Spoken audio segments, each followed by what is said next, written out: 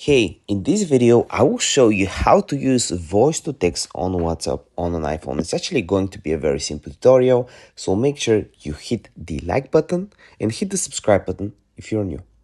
First, you want to head over to settings. From there, you want to go down and click on general, right here. Here, you want to navigate to keyboard, select keyboard. Here you have a bunch of options. You want to go down and you want to make sure enable dictation is enabled, right here it should be green.